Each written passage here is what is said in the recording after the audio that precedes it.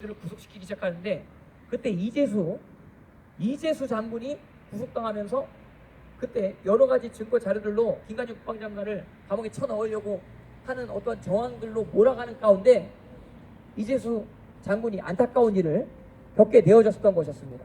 여러분들, 이런 나라에 만약에 계속해서 깨어나지 않는다고 한다면, 시민들이 깨어나지 않는다고 한다면 전쟁이 일어났을 때 반드시 이 나라는 언젠가 망하게 된다라고 하는 사실에 대해서 반드시 아셔야 된다라고 하는 사실 기억하시기를 주님의 이름으로 축복합니다.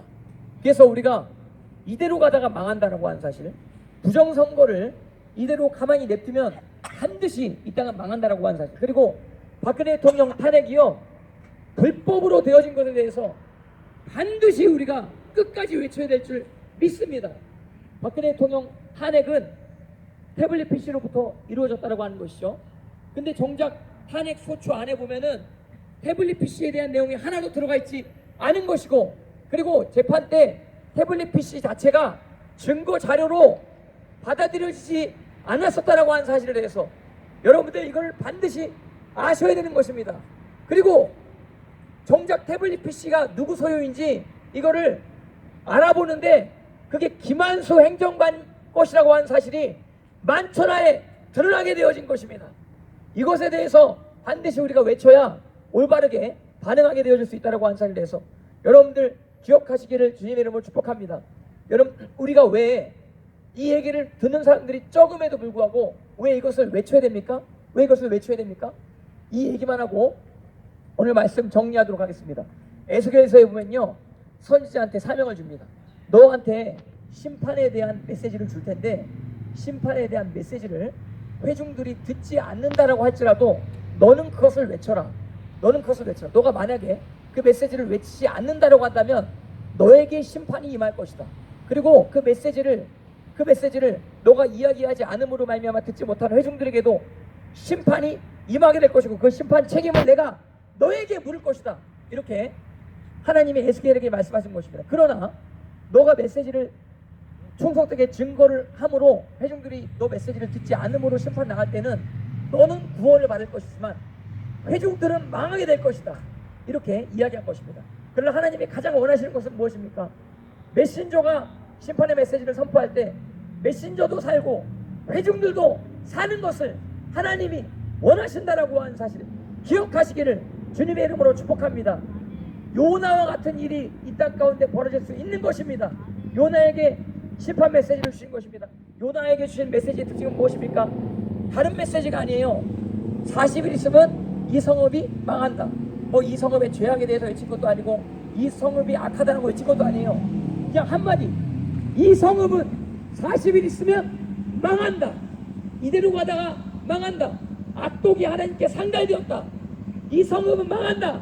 이렇게 외쳤을 때 요나 선자의 외침을 듣고 니느웨 성 사람들이 회개를 했었던 것이었습니다. 할렐루야. 그랬을 때 요나의 예언은 빗나갔지만 하나님의 뜻은 이루어졌습니다. 니느웨 성은 망한다라고 예언했지만 니느웨 성은 살게 되어진 것입니다. 니느웨 성이 망한다라고 한 메시지 때문에 니느웨 성이 살게 되어진 것입니다. 진리를 외친 것이죠.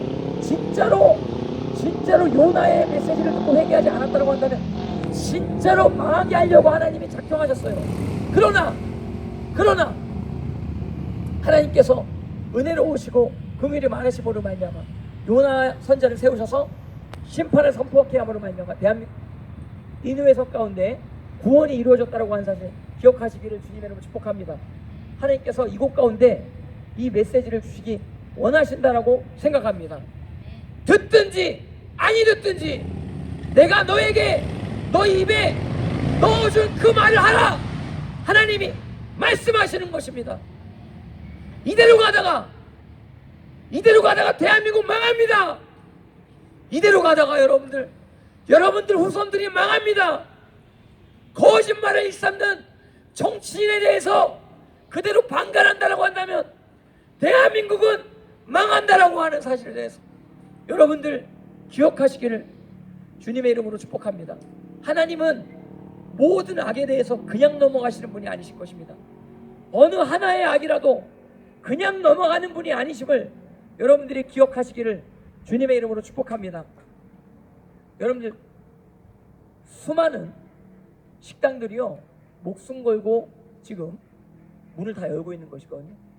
수많은 지금 연예인들이 코로나 시즌임에도 불구하고 콘서트 해야 된다 그러면서 엄청나게 많은 숫자를 모이게 하면서 콘서트를 감행한다고 하는 것이죠. 근데 수많은 목사님들이 예배당 문을 다 닫고 있는 것입니다. 수많은 교회들이 지금 하나님의 말씀을 제대로 듣지 못하고 벌금이 무서워서 예배당 문을 닫고 있는 이러한 상황 가운데 여러분들 기억하십시오. 하나님은요 그 어떤 분보다 귀하시다라고 하는 사실, 그리고 하나님께 드리는 예배는 그 어떤 모임보다 중요한 모임이라고 하는 사실 기억하시길 바랍니다. 우리는 이 모임이 청와대 회의보다 더 중요합니다. 청와대 회의 때 문재인 대통령 마스크 쓴 거 거의 못 봤습니다. 마스크 벗는 것이거든요. 우리는 이 모임이 그 모임보다 중요하기 때문에 대표성을 띠고 이 자리 가운데 말씀을 인도하시는 우리 이명환 목사님이나 다른 수많은 귀하신 목사님들이 이 가운데 말씀을 증거할 때 우리는 하나님 앞에 마스크를 쓸 수가 없는 것입니다. 이명환 목사님이 그 선포를 담대하게 하신 것에 대해서 너무나 감격스럽고 너무나 감사한 것입니다. 할렐루야. 그리고 문재인 대통령이요 수많은 목사님들을 모아다 놓고 뭐라고 이야기했느냐, 종교가 코로나를 막을 수 없습니다. 이렇게 이야기했습니다. 우리는 종교를 믿지 않습니다. 우리는 살아계신 하나님을 믿습니다. 하나님은 코로나를 막으실 수 있으신 분이심을 저는 믿습니다. 하나님은 모든 질병을 치료하시는 분이심을 저는 믿습니다. 예배를 통해서 하나님께서 이 땅 가운데 역사하실 수 있다고 하는 사실을 저는 믿습니다. 여러분들 이 땅 가운데 예배가 있다고 하는 것이 얼마나 중요한 건지 아십니까? 북한에서요 왜 예배를 못 드리게 하는지 아세요?